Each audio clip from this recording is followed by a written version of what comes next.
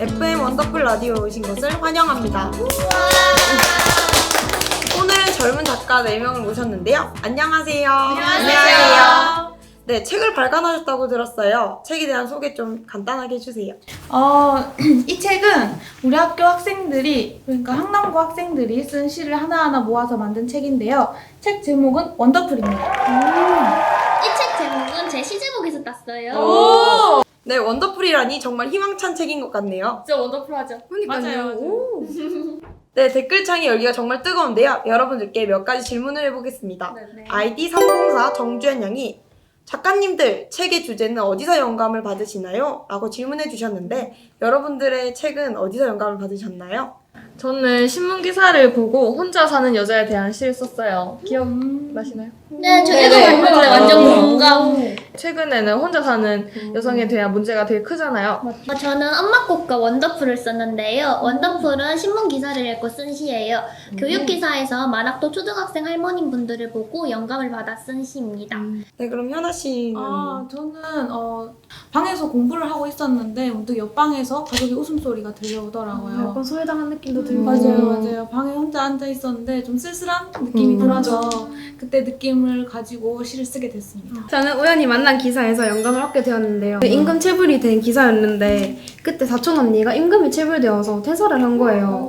근데 그때 딱 어떡해요. 이제 그니까요. 이제 시를 쓰게 되면서 그 사촌 언니 상황과도 맞물려가지고 이제 자연스럽게 그걸 바탕으로 맞아요. 시를 쓰게 되었습니다. 맞아요. 되게 확실히 가까운 사람이고 하니까 좀 속상하기도 하고 하더라고요. 현실이죠? 맞죠? 네, 다음으로 들어온 질문은요. 아이디 3010과 김민정 양이 책을 발간하는 과정이 궁금해요. 라고 질문해 주셨는데요. 책을 발간하는 과정에서 여러분들이 힘들었거나 아니면 기억에 남는 부분이 있으신가요? 네, 먼저 원더풀을 내기 전에 저희가 반별로 책을 이렇게 냈거든요. 그래서 이제 저희가 반별로 시를 묶어서 타이핑을 치고 속표지랑 겉표지까지 이렇게 다 직접 제작을 했어요. 맞아요.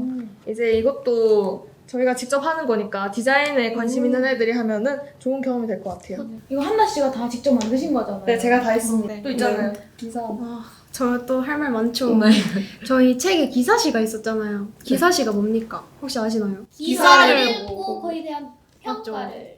그래서 일일이 신문사랑 기자님들께 연락을 넣어가지고 허락을 받는데 확실히 답도 안 오고 힘들더라고요. 맞아요. 저도 해봤거든요. 그게 제일 힘들었죠. 책을 쓰면서 달라진 점이 있나요? 라고 질문해 주셨는데요. 달라진 점이 있으신가요? 전 달라졌습니다. 오!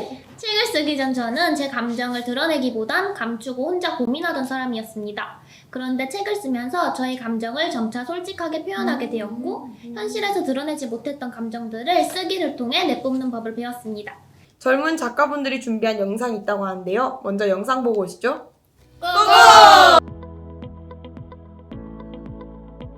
심작 끝나고 지친 어깨, 하늘은 깊은 골짜기 남색. 내가 걷는 길 위, 하늘은 36색 크레파스.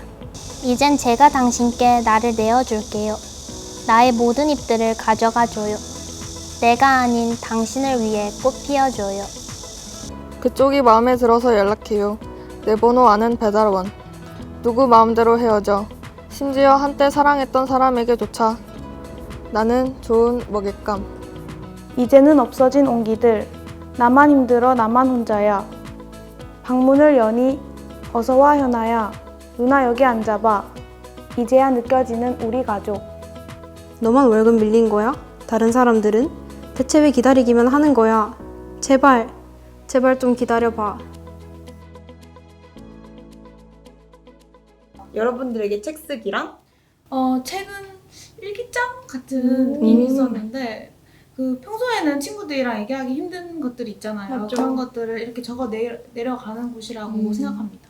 그럼 수현 씨는 저는 시쓰기랑 돋보기라고 생각해요. 혹시 다들 돋보기 써보셨죠? 네네. 네. 근데 저는 돋보기처럼 책 쓰기를 할 때 좀 더 제 일상을 좀 더 자세하게 들여다보게 되었거든요. 그래서 저는 책 쓰기란 돋보기라고 생각합니다. 네, 한나 씨에게 책 쓰기란? 또 다른 뇌라고 생각을 해요. 왜냐하면은 이제 책을 쓰다 보면은 제 생각들을 조금 정리할 수 있고 또 갑자기 또 새로운 생각이 튀어나오기도 하잖아요. 맞아요. 지은 씨께 책 쓰기란? 제게 책 쓰기랑 그림자. 온갖 밝은 햇살 속에서도 어둠을 보여주는 소신 있는 그림자. 제가 굳이 쫓지 않아도 저를 따라다니는 그림자. 그리고 누군가에겐 작은 그늘이 되어줄 수 있는 그림자. 그래서 제게 시는 그림자예요. 오연 씨에게 책 쓰기란 무엇인가요? 제게 책 쓰기란 열쇠라고 생각해요. 응어리진 마음을 적다 보면 좀 풀어지더라고요. 모두 수고하셨습니다. 그럼 여기서 신청곡과 함께 마무리하도록 하겠습니다. 여러분, 오늘도 모두 원더풀!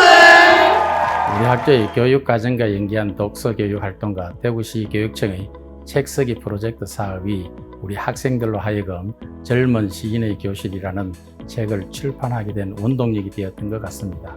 이러한 책 쓰기 활동이 앞으로 훌륭한 작가로 탄생될 수 있기를 기원을 드립니다. 나를 찾는 책쓰기, 삶을 가꾸는 책쓰기, 자신의 빛깔과 향기를 찾는 일에 더 많은 사람들이 도전했으면 좋겠습니다.